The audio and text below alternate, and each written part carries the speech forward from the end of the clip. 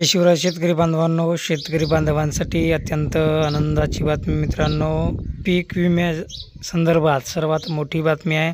खरीप पीक विमा 2023 संदर्भात ही बातमी आहे मित्रांनो। ज्या शेतकऱ्यांना पीक विमा मिळाला नव्हता, खरीप 2023चा पीक विम्याची जे अनुदान आहे ते अनुदान सरकारमार्फत वितरित करण्यात आलेले आहे आणि लवकरच शेतकऱ्यांच्या खात्यावरती हे अनुदान जमा केले जाणार आहे।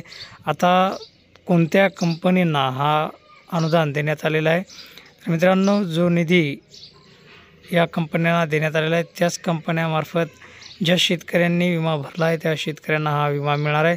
संपूर्ण माहिती काय, संपूर्ण माहिती या व्हिडिओच्या माध्यमातून जाणून घेणार आहोत। तर चॅनलवरती जर नवीन आला असाल तर अशाच अपडेट आणि माहितीपूर्ण व्हिडिओसाठी आपल्या चॅनलला आता सबस्क्राईब करून ठेवा, कारण पीक विम्यासंदर्भातील सर्व अपडेट आपल्या चॅनलच्या माध्यमातून तुमच्यापर्यंत वेळोवेळी पोहोचले जातात।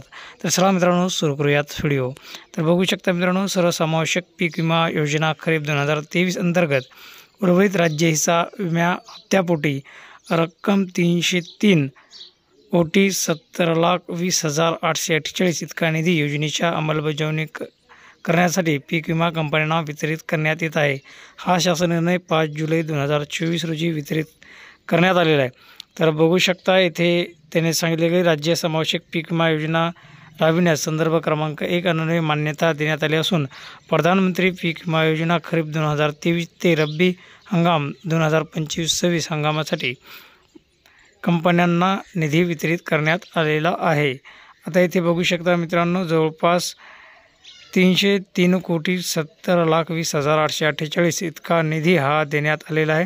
इथे बघू शकता भारतीय कृषी विमा कंपनीने सादर केलेल्या मागणी आणि तरतुदीनुसार कृषी आयुक्ताच्या शिफारस यांचा विचार करता सर्वसमावेशक पीक विमा योजना खरीप हंगाम 2023 अंतर्गत योजनेच्या अंमलबजावणी करणाऱ्या पीक विमा कंपन्यांना भारतीय कृषी विमा कंपनीमार्फत उर्वरित राज्य हिस्सा पीक विमा हप्त्यापोटी 303,70,20,848 इतकी रक्कम खालीलप्रमाणे वितरित करण्यास मान्यता देण्यात आलेली आहे।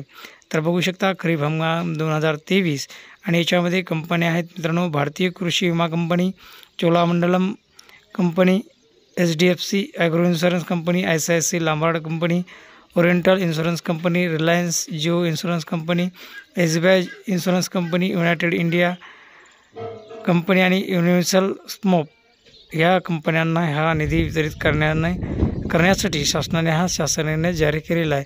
तर मित्रांनो, लवकरच शेतकऱ्यांच्या खात्यावरती उर्वरित पीक विमा हा जमा करण्यात येणार आहे। हा व्हिडिओ कसा वाटला कमेंट बॉक्समध्ये नक्कीच सांगा। भेटूयात पुढील अपडेट पुढील माहितीमध्ये। तोपर्यंत जय हिंद, जय महाराष्ट्र।